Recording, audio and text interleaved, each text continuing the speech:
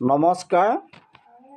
জয় জয়তে আপোনালোকৰ শ্ৰীচৰণত সেৱা জনাই আজিৰ ভিডিঅ' মাজলৈ আগবাঢ়িছোঁ। আজিৰ বিষয়ভাগ কেইজনমান বাপে নামঘোষাৰ উপদেশৰ ৪ নং ঘোষাভাগ ভাঙনি আৰু বিশ্লেষণ কৰিবৰ বাবে অনুৰোধ কৰিছে। বাপ কেইজনৰ অনুৰোধ ৰক্ষা কৰি ঘোষাভাগ আৰম্ভ কৰিছোঁ। ঘোষাভাগ হ'ল একান্ত ভকত হবে নিগুণ কৃষ্ণৰ গুণ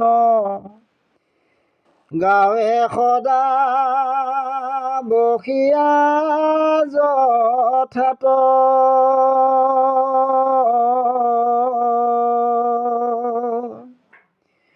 বৈকুণ্ঠক পৰিহৰি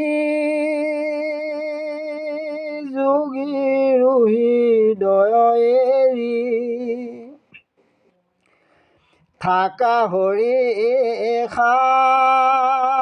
সাক্ষাতে তথাত ৰাম থাকা হৰি সাক্ষাতে তথাত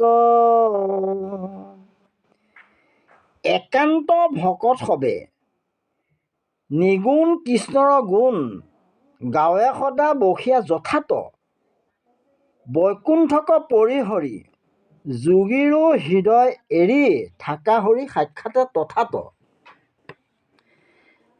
ভাঙনি ভাগ হ'ল একান্ত ভকতসকলে যি স্থানত বহি সদায় নিগুণ কৃষ্ণৰ গুণানুকীৰ্তন কৰে সেই স্থান পৰম পবিত্ৰ। নিজ নাম ভালপোৱা ঈশ্বৰে বৈকুণ্ঠ ত্যাগ কৰি আনকি যোগীৰো হৃদয় ত্যাগ কৰি আহি সেই স্থানত অৱস্থান কৰে। আকৌ কৈছোঁ, একান্ত ভকতসকলে যি স্থানত বহি সদায় নিগুণ কৃষ্ণৰ গুণানুকীৰ্তন কৰে সেই স্থান পৰম পবিত্ৰ। নিজ নাম ভালপোৱা ঈশ্বৰে বৈকুণ্ঠ ত্যাগ কৰি আনকি যোগীৰো হৃদয় ত্যাগ কৰি আহি সেই স্থানত অৱস্থান কৰে। ঘোষাভাগ বিশ্লেষণ কৰিব বিচাৰিছোঁ। প্ৰথমতে ক'ব বিচাৰিছোঁ যে একান্ত ভকত কাক বোলে? যিজন ভকতে সকলো দেৱদেৱতাৰ পূজা সেৱা পৰিহাৰ কৰি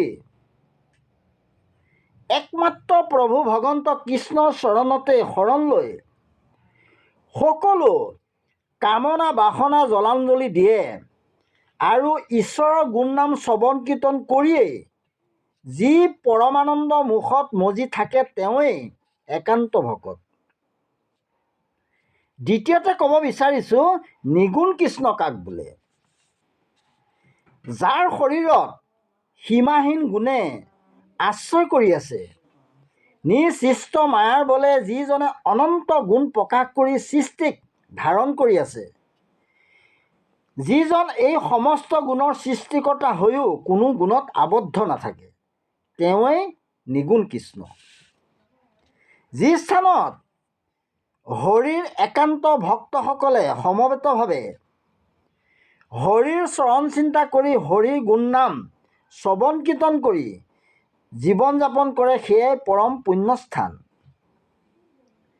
প্ৰভু ভগৱন্ত কৃষ্ণ জন্ম কৰ্মৰহিত নিগুণ পুৰুষ, কিন্তু ভক্তৰ প্ৰতিসাধন হেতু নানা স্থানত নানা ৰূপত অৱতাৰ গ্ৰহণ কৰে। কীৰ্তনৰ পদত কৈছে, হে ৰাম ৰূপে অৱতাৰ ভৈলা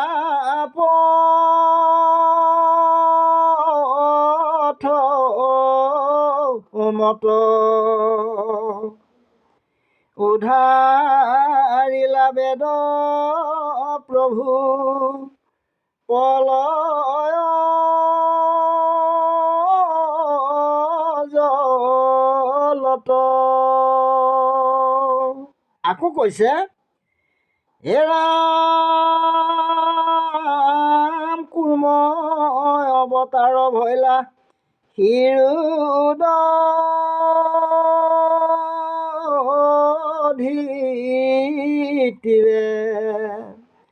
লক্ষ পহৰৰ পন্থ জুৰিলা শৰীৰে।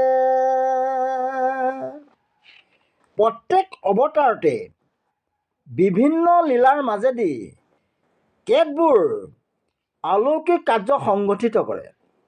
সত ৰজ তম তিনি গুণেৰে আবৃত জীৱসমূহে নিগুণ কৃষ্ণক উপাসনা কৰাৰ উপায় হিচাপে ভগৱানে এই গুণময়ী লীলাসমূহৰ সৃষ্টি কৰিছে। যেতিয়া জীৱই ভগৱানৰ এই গুণময়ী লীলাসমূহ অহৰহ শ্ৰৱণ কীৰ্তন কৰে, তেতিয়াই জীৱৰ ঈশ্বৰৰ পৰম নিগুণ জ্ঞানৰ উপলব্ধি হয়।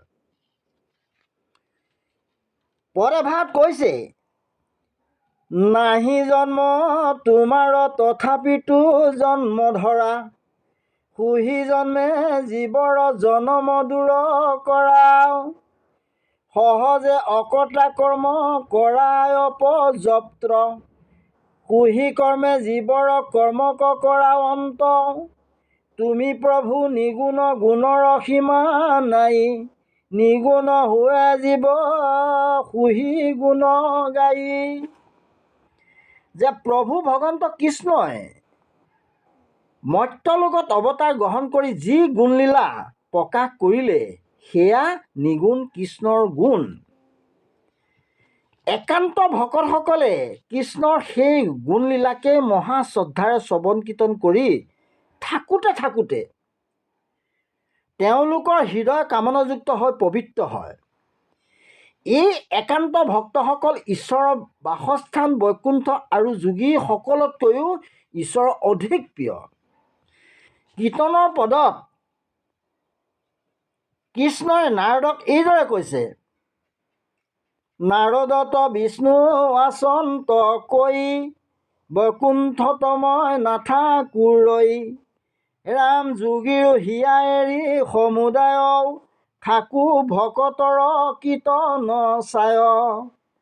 যি স্থানত হৰিৰ একান্ত ভকতসকলে সদায় নিগুণ কৃষ্ণৰ গুণ নাম শ্ৰৱণ কীৰ্তন কৰি থাকে, সেই স্থান বৈকুণ্ঠ সদৃশ পবিত্ৰ। হৰিয়ে বৈকুণ্ঠ এৰি যোগীসকলৰ হৃদয় শূন্য কৰি সেই পবিত্ৰ স্থানত অৱস্থান কৰেহি। মহাপুৰুষ মাধৱদেৱে এই ঘোষাটিৰ জৰিয়তে একান্ত ভক্তসকলৰ প্ৰতি থকা প্ৰভু ভগৱন্ত কৃষ্ণৰ গভীৰ প্ৰেমৰ কথাকেই প্ৰতিপন্ন কৰিছে। বাপকেইজনৰ অনুৰক্ষা কৰি ঘোষাভাগ বিশ্লেষণ কৰোঁতে বহু ভুল ক্ৰুটি হ'ব পাৰে। নিজৰ দাসানুদাস বুলি ভাবি ভুলবোৰ আঙুলিয়াই দিলে নথৈ আনন্দিত হ'ম। আজি ইমানতেই সামৰণি মাৰিছোঁ। ঔম বিষ্ণু, ঔম বিষ্ণু, ঔম বিষ্ণু।